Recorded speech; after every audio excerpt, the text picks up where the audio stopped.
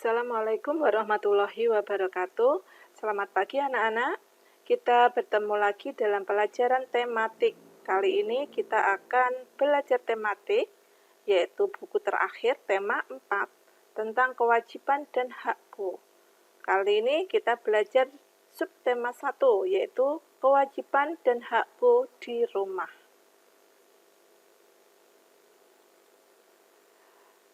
Nah, kewajiban itu apa sih? Kewajiban adalah segala sesuatu yang harus dilaksanakan atau dilakukan. Sedangkan hak adalah segala sesuatu yang harus didapatkan oleh setiap orang yang telah ada sejak lahir, bahkan sebelum lahir. Jadi kalau kewajiban itu sesuatu yang harus dilaksanakan, sedangkan hak itu yang harus didapatkan, ya. Anak di rumah, ya. Hak anak di rumah. Yang pertama adalah hak mendapatkan kasih sayang dan perlindungan.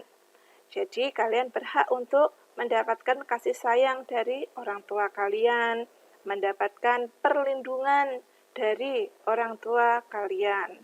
Kemudian yang kedua adalah hak kesejahteraan hidup. Salah satunya adalah memiliki pakaian. Ya, jadi kalian berhak mendapatkan pakaian yang layak. Yang ketiga adalah hak mendapatkan makanan dan minuman. Jadi kalian juga berhak ya di rumah itu mendapatkan makanan yang memenuhi ya 4 sehat, 5 sempurna. Ya. Kemudian yang keempat itu adalah hak mendapatkan bimbingan belajar. Nah, apabila kalian ada tugas-tugas dari sekolah, semisal kalian ada yang kurang jelas, kalian berhak mendapatkan bimbingan dari orang tua kalian. Nah, sedangkan kewajiban anak di rumah itu adalah menyayangi, hormat, dan patuh pada orang tua. Berarti kalian harus wajib ya, hormat dan patuh kepada orang tua. Patuh dengan apa-apa yang ya diperintahkan orang tua kepada kalian. Karena apa-apa ya yang disuruh orang tua kepada anaknya itu pasti hal-hal yang baik. Jadi kalian harus patuh ya. Apabila dengan orang tua disuruh belajar giat, maka ya harus belajar. Disuruh untuk tidur siang, disuruh makan sayuran, ya dimakan sayurannya. Karena apa? Karena segala sesuatu itu ya insya Allah baik buat kalian. Kemudian yang kedua adalah menjaga kesehatan tubuh ya. Menjaga kesehatan tubuh salah satunya dengan makan makanan yang sehat ya. Kemudian berolahraga, tidur yang cukup ya. Jangan lupa tidur siang yang cukup. Kemudian kewajiban anak di rumah yang ketiga yaitu belajar giat ya. Jadi jangan bermain saja selama belajar di rumah. Nah, harus belajar dengan giat. Jangan malas-malasan ya. Jadi ketika ada tugas dari teachernya dari sekolahan, itu sudah ada, maka kerjakan pada hari itu juga. Supaya tugas-tugasnya tidak menumpuk. Selanjutnya, kita akan belajar tentang kalimat saran. Nah, yang dimaksud dengan kalimat saran itu adalah kalimat yang berisi saran dalam bentuk nasihat atau himbauan. Ya.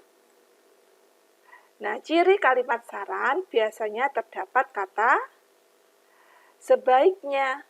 Nah, contoh, sebaiknya mengerjakan tugas pada waktunya.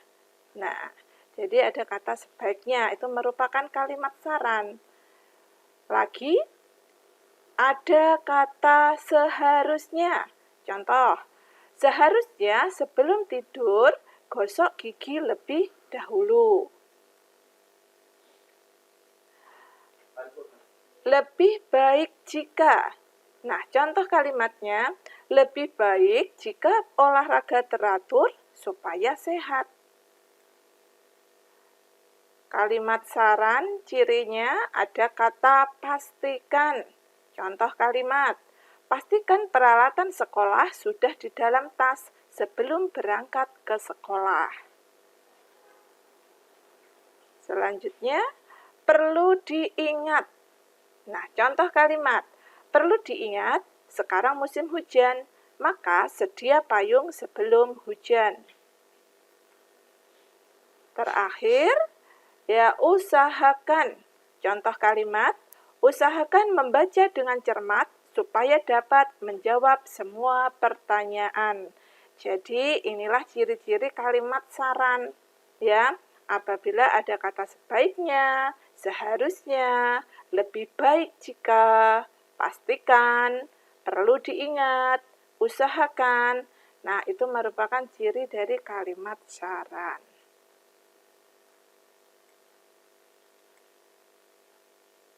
Selanjutnya, pada bidang matematika, kita akan melakukan operasi bilangan cacah. Operasi bilangan cacah itu ada bermacam-macam. Yang telah kalian pelajari itu adalah ada penjumlahan, ada pengurangan, ada perkalian, dan yang terakhir kemarin adalah pembagian.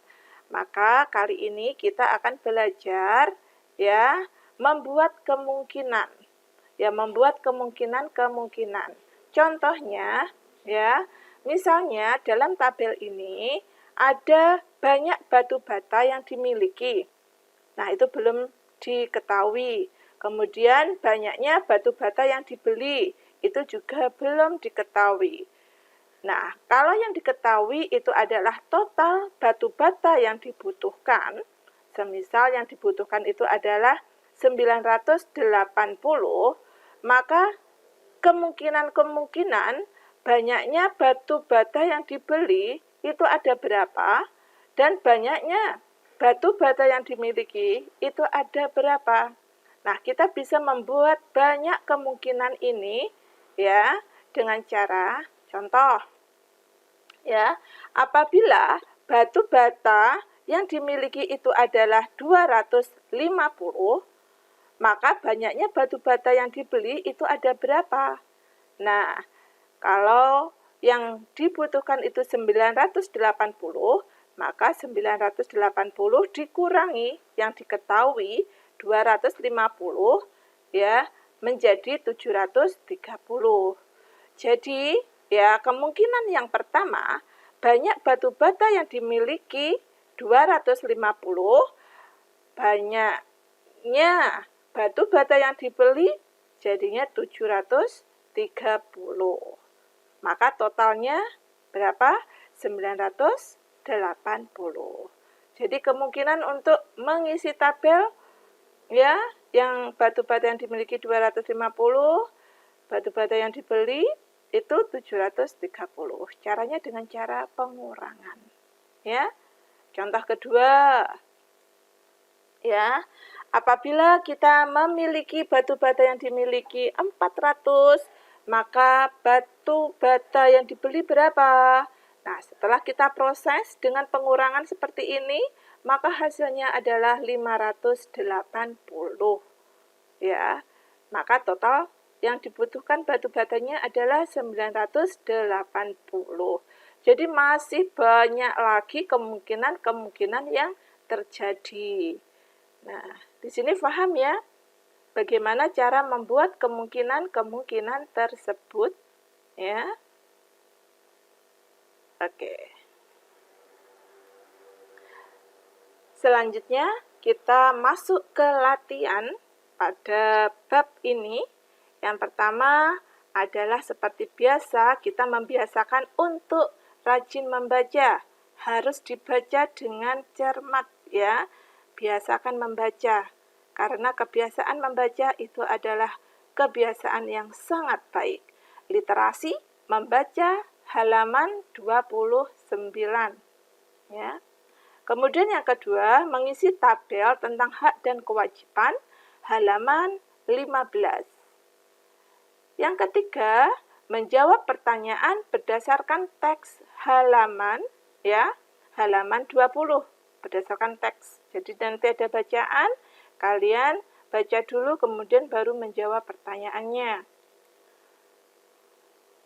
Kemudian yang terakhir, melengkapi tabel, menuliskan kemungkinan, ya, kemungkinan-kemungkinan apa saja yang terjadi, ya, pada halaman 44.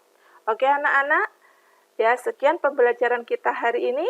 Jangan lupa ya, memfoto hasilnya, kirim ke HP Teacher sebagai bukti kalian sudah belajar, sekalian absensi untuk hari ini. Tetap semangat anak-anak, ya.